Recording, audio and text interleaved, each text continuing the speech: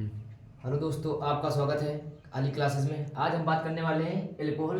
Alcohol में जो topic हम पढ़ेंगे वो है एथिल एल्कोहल। एल्कोहल में जो टॉपिक पढ़ेंगे वो है एथिल एल्कोहल, जिसका सामान्य सूत्र होता है C2H5OH।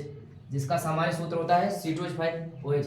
तो एल्कोहल जिसमें OH समूह उपस्थित होता है उसे एल्कोहल। जैसे CH3 है हमारा एल्किल, इसमें अगर OH लगा तो क्या हो जाएगा? CH3OH क्या हो जाएगा? Methyl alcohol. क्या हो जाएगा? Methyl alcohol.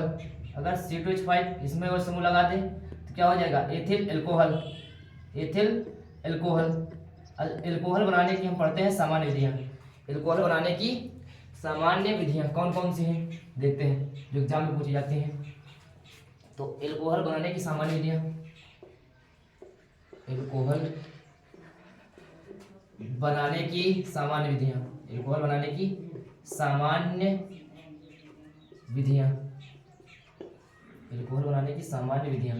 एल्कोहल बनाने की सामान्य विधियां कौन कौन सी हैं? तो पहले अगर एथिल ब्रोमाइड की क्रिया, एथिल ब्रोमाइड की क्रिया सोडियम हाइड्रोक्साइड से करा दी जाती है।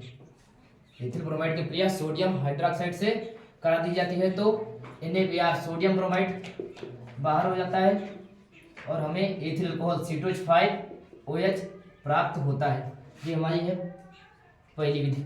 दूसरी विधि अगर हम बताएं तो इसको दूसरी विधि बना सकते हैं एथिलीन द्वारा। एथिलीन का अगर जल योजन कर दें, एथिलीन में अगर जल योजन कर दें, एथिलीन में जल का योजन कर दें तो दूसरी क्रिया हमारी हो जाएगी। इसमें एक बॉन्ड टूटेगा, HOH जल का रूप में निकल जाएगा, सॉरी हाँ H2 रूप में निकल जाएगा और OH इसमें क्या बनेगा? CH3CH2OH केवल यही बनेगा। ठीक, इसलिए एथिल अल्कोहल प्राप्त हो जाएगा। एथिलीन में अगर जल का योजन कर रहे हैं तो एथिल अल्कोहल प्राप्त हो जाएगा।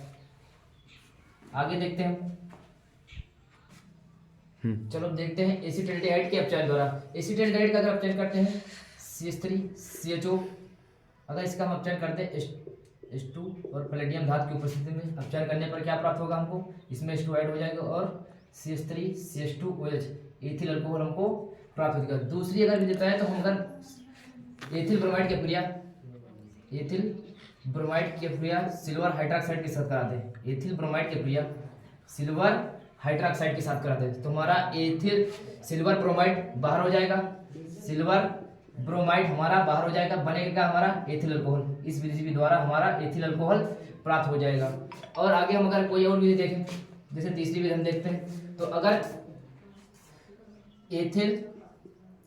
एथिल एसिटेट की क्रिया, एथिल एसिटेट का C3COOC2H5 एथिल एसिटेट की क्रिया अगर हम जल से जल योजन कराते हैं तो एथिल एसिटेट के कोई जल योजन करा दें तो एथिल अल्कोहल, क्योंकि H+ और OH- से टूटता है तो OH C2H5OH बना देगा, C2H5OH और H इधर बन जाएगा, क्या बन जाएगा? CH3COOH के रूप में हमारा क्या बन जाएगा? एस्टिक अम्ल, एथिल अल्कोहल और एस्टिक अम्ल प्राप्त हो जाएगा। तो ये हमारी सामान्य विधियां जो एग्जाम में पूछी जाती हैं।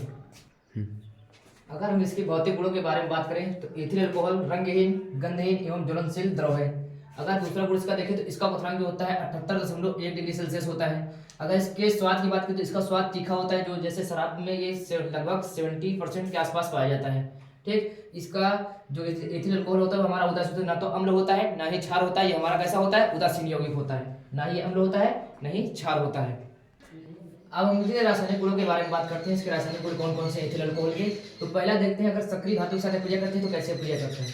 तो एथिल अल्कोहल का अगर हम सक्रिय धातु जैसे सोडियम पोटेशियम के साथ क्रिया करा दें CH3CH2OH, अगर इसकी हम सोडियम से क्रिया करा देते हैं, इससे पहले सोडियम तो हमारा सोडियम एथॉक्साइड प्राप्त होता है CH3CH2ONA, सोडियम से हाइड्रोजन गैस प्राप्त होती है। हाइड्रोजन गैस यहाँ बैलेंसिंग के लिए हम 2 इधर कर लेते हैं और 2 से इधर मल्टीप्लाई और 2 से इधर, ये बैलेंस हो गई।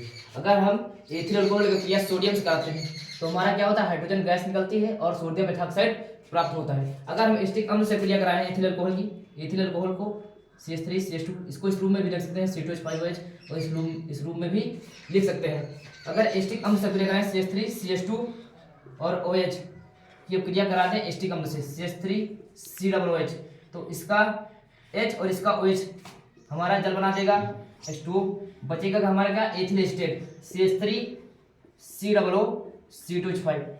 इससे हमारा एथिल एसीटेट प्राप्त होगा, इससे हमारा एथिल एसीटेट प्राप्त होगा।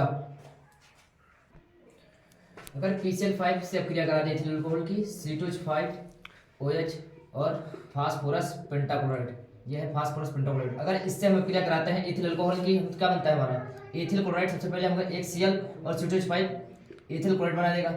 जब भी किसी चीज के हम फास्फोरस पेंटाक्लोराइड से क्रिया कराते हैं तो हमारा क्या बनता है फास्फोरिल क्लोराइड, POCl3 फास्फोरिल क्लोराइड। और साथ में हमारा क्या प्राप्त होगा हाइड्रोजन क्लोराइड। साथ में क्या प्राप्त होगा हमारा हाइड्रोजन क्लोराइड। 3 बैलेंसिंग देख लेते हैं, 3 सेल इधर है, 1 सेल ये 4 है, ये 5, इधर भी 5 सेल, एक फास्फोरस, एक ऑक्सीजन, एक ऑक्सीजन, इसकी बैलेंसिंग है। अगर हम एसिटिक एनहाइड्राइड से एथिल अल्कोहल की क्रिया कराते थे, एसिटिक एनहाइड्राइड से एथिल अल्कोहल की क्रिया कराते थे, एथिल अल्कोहल का सूत्र क्या हो जाएगा C2H5OH और एसिटिक एनहाइड्राइड का सूत्र क्या होता है CH3CO और O। ये हमारा एसिटिक एनहाइड्राइड। तो जब भी हम किसी चीज की एथिल एसिटिक एनहाइड्राइड से क्रिया कराते हैं तो हमारा क्या एसिटिक अम्ल जोड़ बनता है, तो CH3COOH एसिटिक अम्ल ग्रुप में हमारा जोड़ निकल जाएगा, CH3COOH एसिटिक अम्ल ग्रुप निकल जाएगा, बचेगा कि हमारा क्या CH3COOC2H5 एथिल एसीटेट हमारा प्राप्त होगा। जब हम एसिटिक एनहाइड्राइड की क्रिया एथिल अल्कोहल से कराएंगे तो क्या प्राप्त होगा एथिल एसीटेट और एसिटिक अम्ल हमारा प्राप्त होगा। अगर हम एथिल अल्कोहल की थायरोइड क्लोराइड से क्रिया करा दें, यही क्रिया हमारी डार्जन क्रिया भी कहलाती है। तो डार्जन क्रिया कैसे होगी एथिल अल्कोहल C2H5OH। अगर थायरोइड क्लोराइड का सूत्र क्या होता है SOCl2। अगर SOCl2 से क्रिया करा देंगे तो हमारा क्या हो जाएगा एथिल क्लोराइड। सबसे पहले एथिल और एक क्लोराइड मिलके एथिल क्लोराइड प्राप्त होगा। और क्या बनेगा यहाँ से SO क्या हो जाएगा SO2 हमको प्राप्त होगा। और साथ में एक H एक Cl क्या बनेगा हाइड्रोजन क्लोराइड प्राप्त होगा। तो यही हमारी डार्जन क्रिया। अगर एथिल अल्कोहल की क्रिया थायरोइड क्लोराइड से कराते हैं तो एथिल क्लोराइड, सल्फर डाइऑक्साइड और हाइड्रोजन क्लोराइड प्राप्त होता है। अगर एथिल अल्कोहल की क्रिया ग्रिग्नार्ड के से कराते हैं C2H5OH ग्रिग्नार्ड CH3MgI तो करा दे क्या प्राप्त होगा एक H एक CH3 क्या बनेगा मेथेन, क्या प्राप्त होगा मेथेन प्राप्त होगा। और साथ में बचेगा क्या C2H5O और MgI हमारा ये प्राप्त होगा। एथिल अल्कोहल का हम अपचयन करें एथिल अल्कोहल का CH3CH2OH अपचयन करें, यानी हाइड्रोजन आयोडाइड से अपचयन करें लाल फास्फोरस के साथ गर्म करने पर। तो इसका अपचयन करने पर क्या होगा हमको प्राप्त होगा CH3 यानी एथेन, CH3 यानी क्या प्राप्त होगा एथेन। और हमको क्या प्राप्त होगा जल का अणु, क्या प्राप्त होगा जल का अणु और आयोडाइड। तो इसकी बैलेंसिंग देते यहाँ से केवल 2 से मल्टीप्लाई करा देंगे तो इसकी बैलेंसिंग क्या हो जाएगी कंप्लीट हो जाएगी। और आगे अगर हम देखें यहाँ पर ऑक्सीकरण, और इसका अगर एथिल अल्कोहल का हम ऑक्सीकरण देखें तो ऑक्सीकरण करने पर क्या प्राप्त होगा CH3CH2OH। ऑक्सीकरण करने के लिए जो अगर मेथड लेंगे तो अम्लीय सोडियम डाइक्रोमेट Na2Cr2O7.H2SO4 की उपस्थिति में अगर इसका हम क्या कराते हैं ऑक्सीकरण कराते हैं तो ऑक्सीकरण कराने पर हमको प्राप्त क्या होगा इससे H2 और O बना के क्या मिल जाएगा हमको H2O और बचेगा हमको क्या CH3CHO एसिटाल्डिहाइड हमको प्राप्त होगा, एसिटाल्डिहाइड हमको प्राप्त होगा। तो यानी अपचयन करने पर हमको क्या प्राप्त होता है एथिल अल्कोहल का एथिल प्राप्त होता है, और ऑक्सीकरण करने पर एथिल अल्कोहल क्या प्राप्त होता है एसिटाल्डिहाइड। आपको पूछ लेगा क्वेश्चन कि कैसे प्राप्त करेंगे एथिल अल्कोहल से एसिटाल्डिहाइड किसका ऑक्सीकरण करने पर, ठीक। तो अब हम इसके उपयोग देखते हैं। उपयोग इसका क्या है मेथिलेट स्प्रिट बनाने में, दूसरा उपयोग है क्लोरोफॉर्म बनाने में, तीसरा उपयोग हमारा क्या है पेंट वार्निश गोंद आदि के बनाने में, चौथा उपयोग हमारा मदिरा आदि यानी शराब जो बनती है उसमें भी हमारा एथिल अल्कोहल का यूज होता है, तो मदिरा आदि बनाने में। इस तरह हमारे पूरा चैप्टर कंप्लीट हुआ, ठीक। अब इसके बाद हम नेक्स्ट चैप्टर के बारे में बात करेंगे।